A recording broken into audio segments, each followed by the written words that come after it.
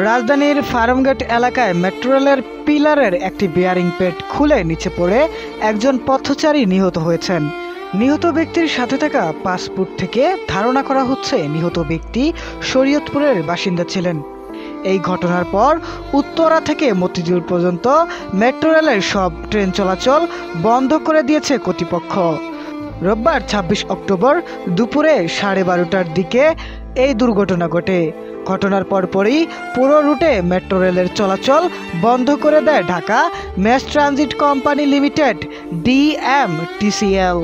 তেজগাঁও থানার ভারপ্রাপ্ত কর্মকর্তা ওসি মোবারক হোসেন বলেন, আমরা খবর পেয়েছি মেট্রো রেলের পিলারের থেকে একটি বিয়ারিং পেট খুলে নিচে পড়ে একজন পথচারী ঘটনাস্থলেই নিহত হয়েছেন।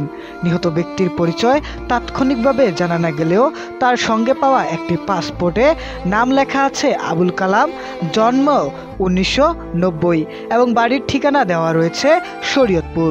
পাসপোর্টের তথ্য অনুযায়ী ধারণা করা হচ্ছে নিহত ব্যক্তি শরীয়তপুরের বাসিন্দা। DMTCL এর সূত্র থেকে আরও জানা যায়, ঘটনার পর দুর্ঘটনাস্থল নিরাপদ রাখতে ও অতিরিক্ত ঝুঁকি এড়াতে দুপুর 12:30টা থেকে মেট্রো রেলের সব ট্রেন চলাচল বন্ধ রাখা হয়েছে। তবে কখন তা পুনরায় চালু করা হবে তা এখনও নিশ্চিত নয়।